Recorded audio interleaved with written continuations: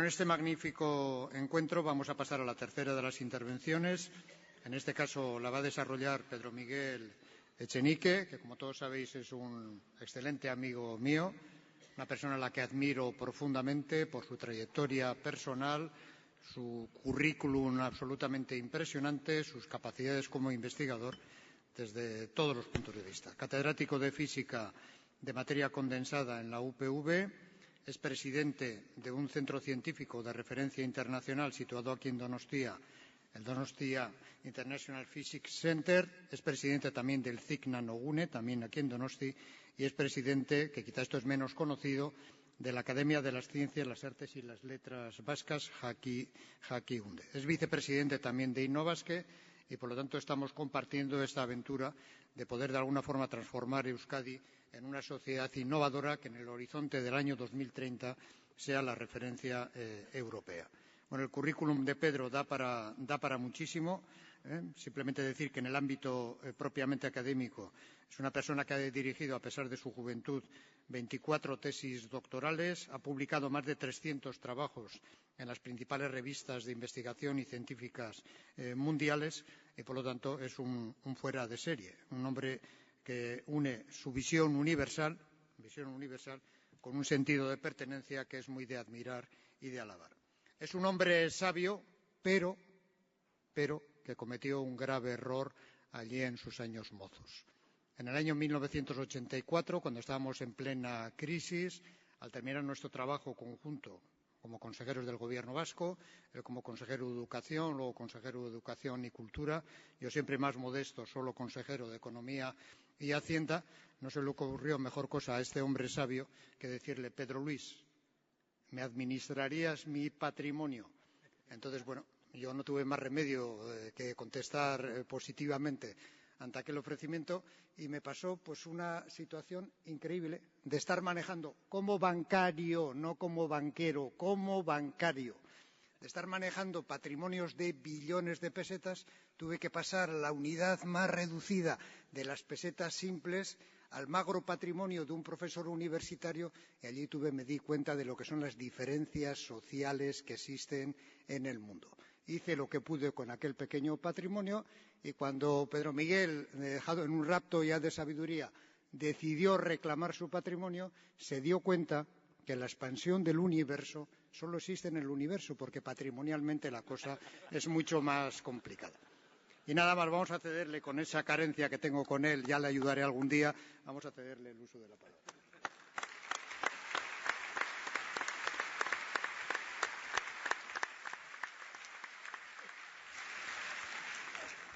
Eskerrik asko. Gero komentatuko dut zerbait patrimoniori buruz.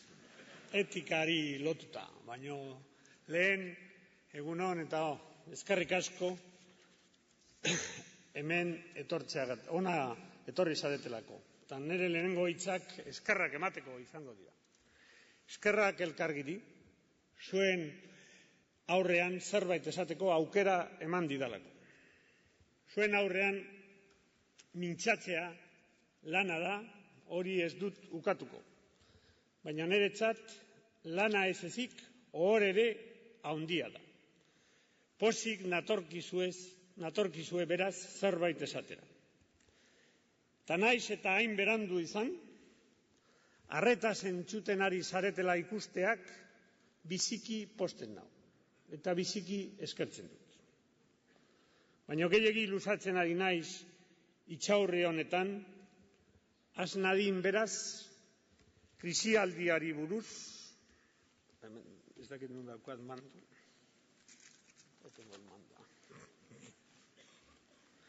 has nadin beraz krisialdiari buruz, zientziari buruz, ikerketa, sormena, berrikuntza eta kulturaz esatekoak esaten hala edo nola. Hori izango da nire tema. Bi aipukin hasiko naiz. Lehena Albert Einstein. Gizaldia, krisialdia, gizakiei naiz herrialdei gerta dakieken berenkapenik handiena da. Krisialdiak aurrerapenak bai dakartza. Asmamena, aurkikuntzak, estrategia handiak krisialdian sortzen dira. Azter ditzagun krisialdiaren zergatiak, proposa ditzagun irtenbideak, ekin gakizkion gogor lanari. Krisialdia mehatxuzko bakarra, krisialdia gainditzeko borrokatu nahi ez izatearen zoragaitza da. Buka dezagun behingoz horrekin. Lehenengo aipua. Bigarrena, gurean. Linoak esolonena, bide okerretik zenbat eta azkarrago, orduan eta okerrago. Si alguien me hubiese preguntado ayer sobre saldremos de la crisis, cómo y cuándo, le hubiese dicho, pues tengo dos noticias, una buena y una mala. La buena, que saldremos. La mala, que no sé ni cómo ni cuándo. Pero después de oír a los eminentes oradores, ahora le diría, tengo dos noticias, la buena y la mala. La buena es que saldremos y que hay gente que sabe cómo.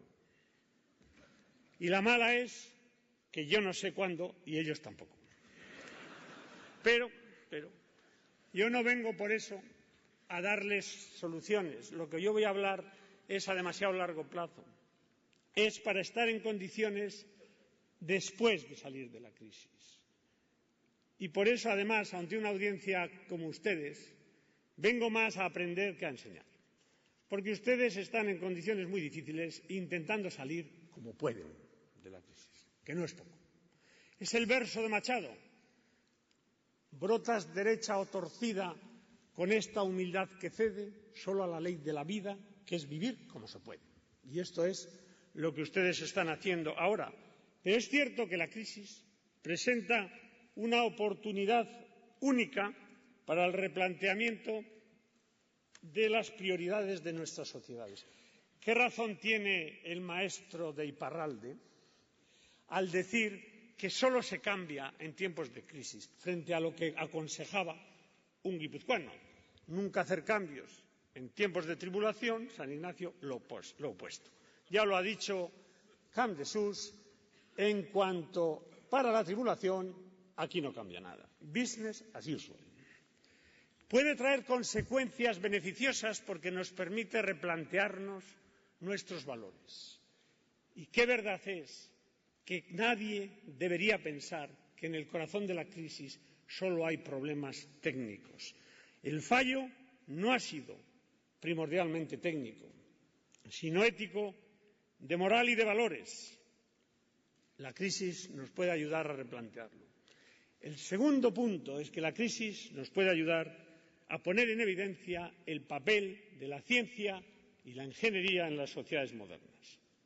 Y el carácter global de la crisis, lo ha dicho Pedro Luis, hace que la posición relativa, él llama diferencial, porque lo mismo que en las presentaciones y que en los patrimonios, la eficiencia no es una de sus hipotéticas virtudes. La posición relativa a la salida de la misma importa cada vez más.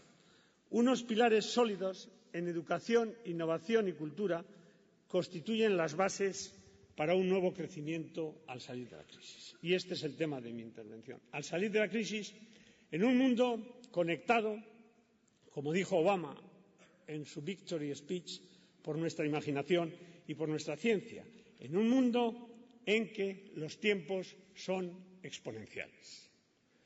Fíjense ustedes, búsquedas en Google en 2006, 2.700 millones al mes. Hoy, 31.000 millones. Años en alcanzar un mercado de 50 millones. La radio, 38. Televisión, 13. Internet, 4. Tiempos exponenciales. El número de dispositivos en la Internet en el año 84, 1.000. En el año 92, 1 millón. Hoy, 1.000 millones conectados en la Internet. Ayer hablaba con el comisario sobre algunas predicciones maravillosas. Después de ver esta cifra, ¿qué pensaríamos de Thomas Watson, que decía que creía que había mercado en el mundo para 5 millones, para 5 computadores?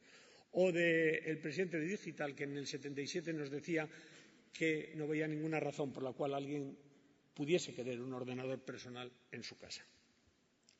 El conocimiento científico se duplica cada 2 años. Quiere decir que en la carrera de ingeniería los alumnos, al terminar, tienen ya más de la mitad del conocimiento obsoleto. Esto para los que quieren producir universidades cuyos graduados sean directamente empleables, ¿no? Es el triunfo de la ciencia y la tecnología lo que ha caracterizado el siglo XX. Ahora bien, además de la innovación y la riqueza que surge directamente de la ciencia y la tecnología y que ha cambiado el siglo XX, ha cambiado la cultura del siglo XX, hay hábitos y comportamientos, valores de la ciencia que pueden ser muy útiles en estos tiempos. El primero, el optimismo. Los científicos tienen un optimismo, o si quieren llámenle fe, la creencia de que el mundo es comprensible. Esto es una fe, no hay ninguna prueba científica, no es nada natural el que haya leyes naturales, y menos que sean reducibles o reductibles a algoritmos matemáticos. Esto es lo que se llama, por Holton, el gran historiador de Harvard, el encantamiento jónico en referencia a Tales de Mileto. Segundo valor es pensar a largo plazo. La ciencia se basa en la idea de largo plazo. Todos somos eslabones de la cadena. Por eso cada pequeña contribución que hacemos es importante. Ciencia es progreso. Ciencia es largo plazo. Si he podido ver tan lejos es porque me he apoyado en las espaldas de los gigantes anteriores, decía Newton.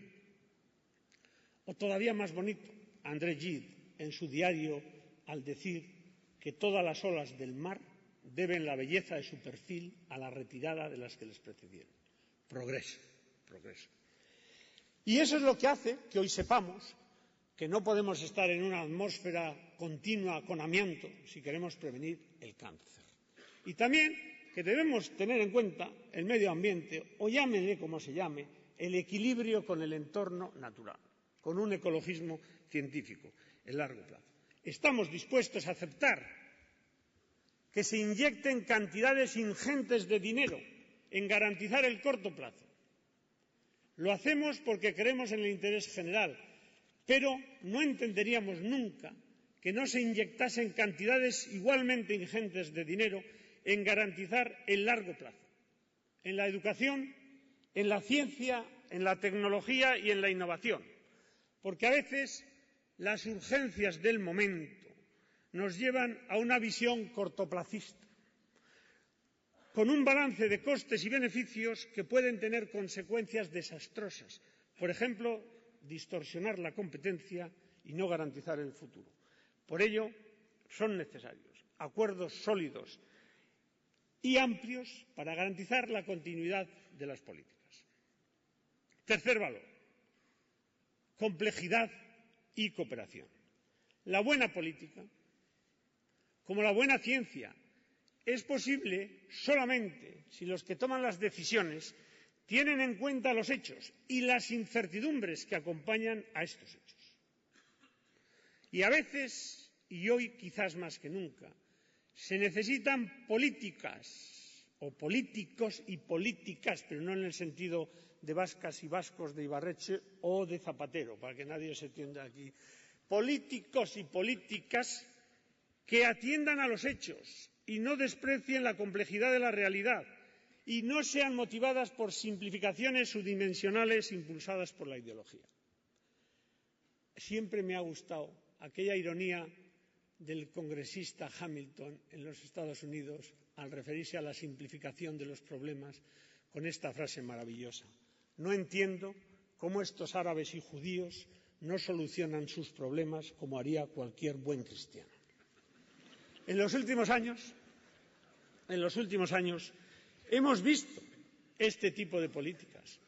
Hemos visto en la política de Bush o en la política energética cercana, o como decía brillantemente Guillermo de la Dehesa en un artículo hace unos días, un ejemplo de esta simplificación y de políticas guiadas por la ideología es la financiación regresiva socialmente independientemente de la capacidad económica del alumno, de la educación pública universitaria. Y esta es la educación que tenemos que apoyar para salir o pausar después de la crisis. Y una educación para, con y desde la creatividad. La ciencia, por encima de todo, es creatividad. Y no se puede aprender como método o reglas. Se aprende solamente haciéndola bien junto a los que la hacen bien. Aprender a nadar nadando, no leyendo manuales de natación. Un ejemplo de esta enseñanza que yo tengo en mente. Igor Campillo, que es el que me hace estas maravillosas transparencias, estará desesperado que me ha adelantado uno. No te apures, aquí innovación significa riesgo y estar abierto al error. Entonces, aquí tenemos un ejemplo de la educación que a mí me gusta, que es cómo le enseña a escribir Anne Sullivan a Helen Keller. Incidentalmente ahí están con Alexander Bell. El descubridor del teléfono lo hizo más por su interés en distinguir la P de la B que por sus conocimientos de electricidad. Helen Keller aprende a escribir a través de la pasión de conocer que le transmite Anne Sullivan.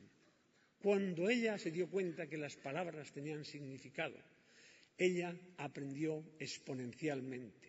Y este estilo de enseñanza de Anne Sullivan, que se concentra en la frase «nunca le dije nada que ella no me preguntase», se concentra en despertar el amor por lo que se hace, la pasión por saber, es un símbolo de la investigación científica en la frontera. La ciencia no es un conjunto helado de dogmas, sino una aventura intelectual, una aventura humana. Y esto es lo que tiene que transmitir el sistema educativo. Y del acierto o desacierto en las políticas del sistema educativo dependerá nuestra capacidad o incapacidad para usar las oportunidades que surgen ahora y que surgirán después de la crisis. Es cierto que no se puede enseñar a un niño a ser creativo, pero hay que hacer que la rigidez del sistema no aniquile o disminuya su creatividad innata. Y esto no se hace con grandes planes, grandes diseños. Por supuesto que se necesita dinero, una buena educación es cara, pero se hace fundándose en las personas y en los profesores. Tratar bien a los profesores, económica y socialmente, y no masificar las aulas es bastante mejor que otras técnicas basadas en idolatrar y en engrandecer y ensanchar los contenidos. Y el sistema educativo debe poner especial énfasis en ayudar al ciudadano, y digo al ciudadano porque todos vamos a tener que ser alumnos en la economía y en la sociedad que nos viene. Ayudar al ciudadano a descubrir las capacidades, sus activos de creatividad, en fomentar habilidades informacionales. En el pasado, la ausencia de información era ausencia de conocimiento. Hoy, el exceso de información es ausencia del conocimiento. Y es necesario saber analizar la información y saber utilizar el tiempo, que es el bien más escaso y más preciado que tenemos. Mucho más, Pedro Luis, que el patrimonio. Hay que decir que la referencia a la eficiencia ha sido injusta, porque aunque para él fuese pequeño el patrimonio que me produjo, para mí fue inmenso. Inmenso. Y desde entonces he vivido como un rey y no quiero más. Hay que utilizar el tiempo, que es el único recurso escaso de la sociedad del conocimiento, para aprender constantemente. Y debemos cambiar de psicología. Y así como aceptamos que todos los días comemos, tenemos que entender que tenemos que aprender todos los días. Y lo que era un lujo en el pasado, hoy es una necesidad imperiosa. Por mero pragmatismo necesitamos impulsar en el sistema educativo la pasión por aprender. Hoy pasión por aprender es lo útil.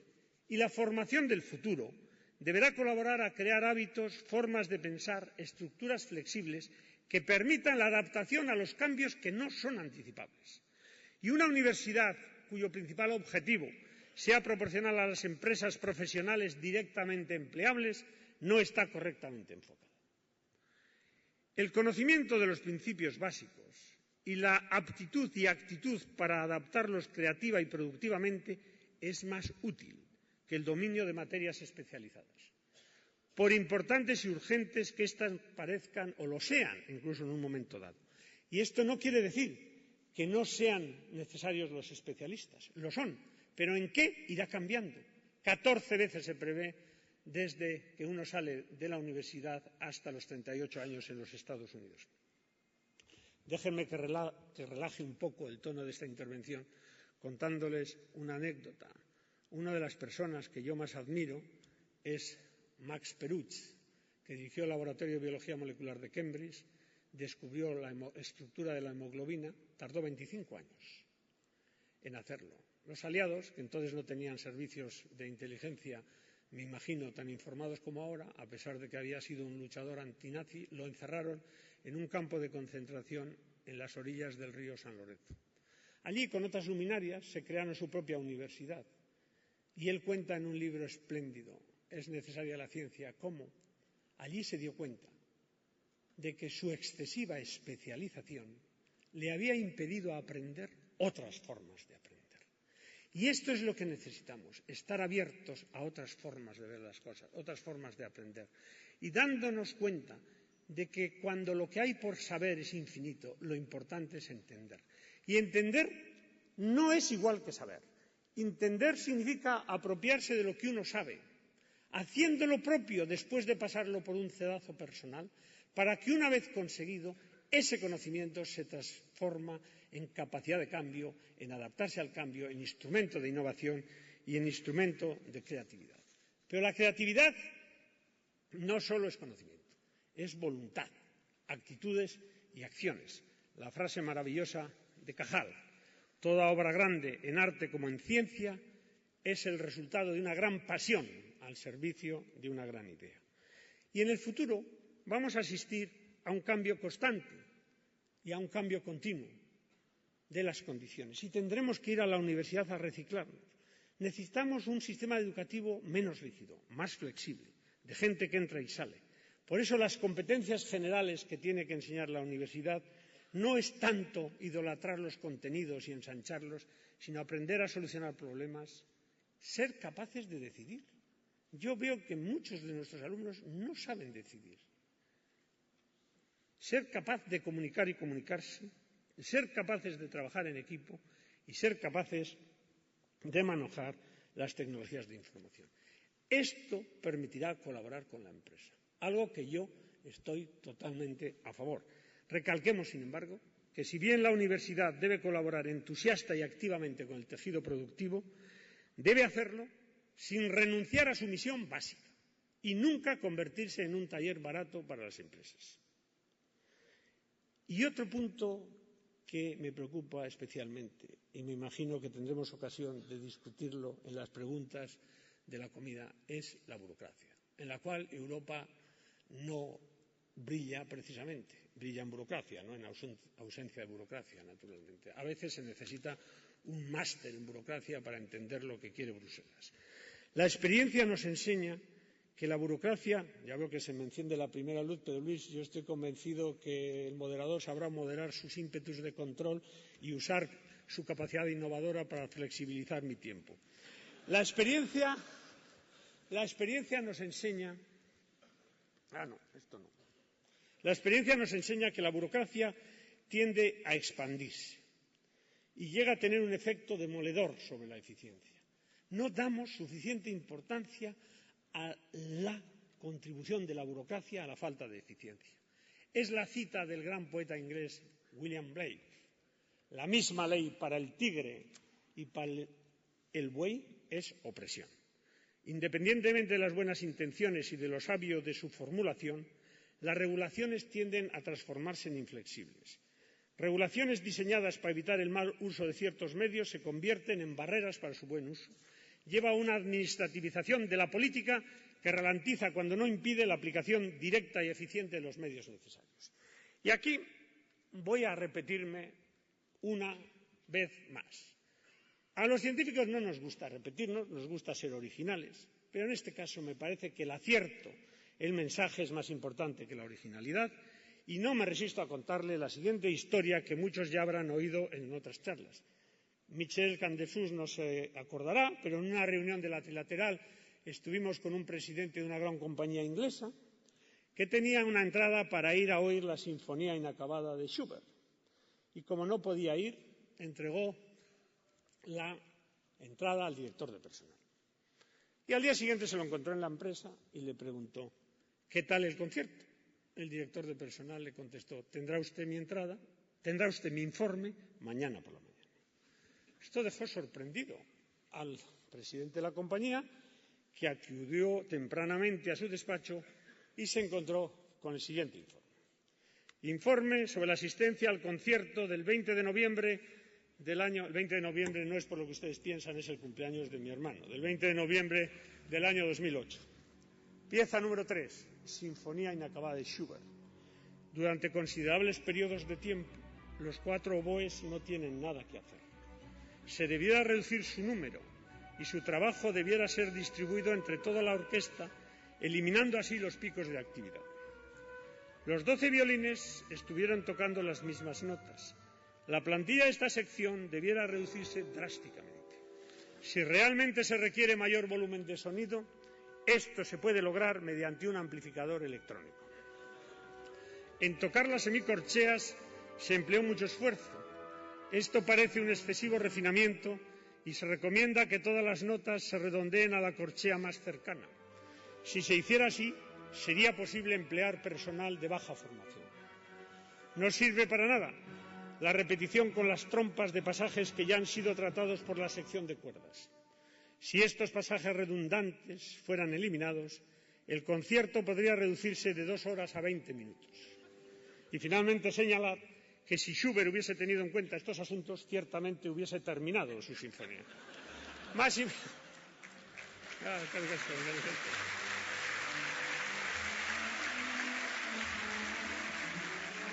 Mi mensaje es que más importante y sobre todo más rentable que intentar dirigir la investigación hacia fines prefijados es crear un entorno, un caldo de cultivo en que la ciencia pueda desarrollarse.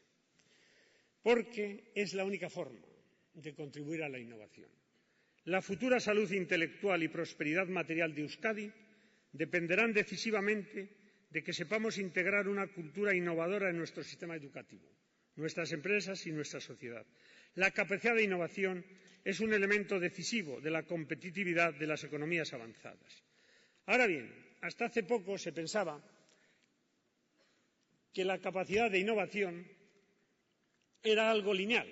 Empezábamos con investigación básica, íbamos a desarrollo y de ahí transformábamos ideas en productos. Hoy ya entendemos mucho mejor que esto es absolutamente no lineal. Funciona como la mente de una persona, de una forma muy difusa, muy compleja. Y por eso es tan difícil innovar. Innovar no es solamente investigación y desarrollo. Uy, ahora se me enciende la luz roja. Parece mentira, Pedro Luis, tu honradez a qué límites llega. Mira que encenderme la luz roja cuando estoy hablando de innovación, me voy a saltar y no más. Entonces, la innovación no es solamente investigación y desarrollo. Otros factores claramente importantes son decisivos. Por ejemplo, la calidad de la investigación y, sobre todo, el mercado. Pero la innovación es una actitud, estar abierto a formas diferentes de hacer las cosas, de hacer productos, relaciones. Imaginación, se concreta en una palabra, cultura. Y crear una sociedad innovadora exige estar abierto al riesgo y al fracaso. Riesgos inciertos, no solamente cuantificables. A mí me impresionó mucho ver a Bill Gates en Cambridge decir al director del laboratorio de computación que él financia: si usted acierta en todos sus proyectos, ha fracasado. Es la frase de Tagore: el que deja fuera todos los errores, dejará fuera la verdad. Y para ser excelentes en innovación de forma general, se requieren acciones muy diversas y muy difíciles. Y la historia nos enseña que requiere un tiempo muy largo para construir. Por eso es especialmente importante lo que se está haciendo aquí, impulsando desde Innovask la alianza público-privada, en colaboración con las instituciones públicas y con la espléndida política de investigación que han llevado nuestro gobierno hasta ahora. Ahora bien, todos creemos en estas cosas, todos hablamos de educación, todos hablamos de ciencia, tecnología, todos hablamos de ética. Hay que tener cuidado con no emborracharse con las palabras. Pasó lo mismo con la Comunidad Europea. los europeístas, todo el mundo hablaba de Europa, pero no todos creíamos. Yo le voy a hacer una pregunta, un examen al comisario europeo. Historia magistra vitae. ¿Quién es el político alemán que ha dicho esta frase, que es lo que todos decimos sobre educación, pero sobre la Unión Europea? Después de los esfuerzos gigantescos que hemos hecho para llegar a donde hemos llegado, es imposible retroceder. Están en juego el futuro de Alemania, el destino de Europa y la misma civilización occidental. Un retroceso, incluso menor, sería una catástrofe. Una oportunidad como esta no volverá a dársela a Europa en muchos decenios. Yo, por mi parte, declaro que mi destino político está irrevocablemente ligado a esta causa. No le voy a permitir contestar por dos razones. Porque si sabe, me estropea, y si no sabe, le molestaría mucho, como a mí me molesta que cuando estoy oyendo a alguien me pregunten directamente. O sea que era una broma. ¿Pero de quién es? ¿De Kohl? ¿De Adenauer? No. Es de Hitler, dirigido a von Paulos en el asalto de Stalingrado. Si no creemos de verdad lo que decimos y actuamos en consecuencia, corremos el peligro de fijar objetivos ambiciosos e incuestionables, pero sin resultados concretos, por falta de adecuación de medios a declaraciones, celos políticos e incapacidad de concretar, coordinar los fines y aportar los fondos. Lisboa, un poquito sí. Y quiero terminar. Ahora sí que termino. Es un momento, aparte de no poner nervioso a Pedro Luis Uriarte, aunque me han dicho que el año pasado, cuando él fue speaker, no hizo absolutamente ni caso a las recomendaciones del moderador, yo estoy entrenado en otro tipo. Yo no he estudiado en Deusto, yo he estudiado en Cambridge y me mantengo a los tiempos. Y quiero hablar, final, de algo que nos importa a nosotros. Nosotros pertenecemos a una comunidad pequeña, pero esa pertenencia no debe excluir, sino exige la pertenencia a ámbitos más amplios, pero cuidando lo propio. Abierto al mundo, sin olvidar las raíces, debía ser nuestro lema. Ta gure herrigintzak etorkizunik izango badu, hezkuntzan, berrikuntzan, teknologian eta euskeran oinarritu beharko duela. Euskarak eta Euskal Herriak gaur arte iraun badute izan da euskaldunek aldi eta egoera berrietara egokitzen jakin dugulako. Eta gure jatorrizko herria eta hizkuntza orain arte gauza izan dira, gerez ginenari uko egin gabe etorkizunaren jabe egiteko. Termino con el palíndromo del futuro, el palíndromo ciencia, investigación, creatividad, innovación, cultura, expresando mi optimismo y mi confianza, como han hecho brillantemente los tres oradores que me han precedido en el uso de la palabra. Y yo soy optimista, tengo confianza en el futuro. Un país que no cree en sí mismo nunca hará nada que merezca la pena. Optimista basado en lo único en que podemos basarnos, en hacer las cosas bien, competencia técnica y altura moral, valorando la austeridad y evitando tanto el despilfarro como el camuflar la dura realidad por una acumulación de apariencias. Hacer las cosas bien, comparándonos con los de adelante, pensando en mañana y en pasado mañana. Y no puedo resistir repetir a mi estilo las palabras de nuestro amigo de Iparralde, admirado Camp de Sus. Yo también creo que tenemos que ofrecer un futuro mejor a nuestros hijos, que no puede ser solo ciencia, tecnología y mucho menos dinero. Tiene que ser un futuro en el que respetemos, como ha dicho Almunia, al que se queda atrás, el valor de Europa, en que respetemos también el equilibrio con el entorno natural y en que respetemos las peculiaridades, incluidas las culturales, y apoyemos los idiomas minoritarios, nuestro euskera. El castellano también es nuestro, todos, pero especialmente al más débil. Esperanza honen indarrez, adierazten dizuet, behin berriro nere eskerona, zuekin izateko aukera eman didazuelako. Mil esker, eskerrik asko.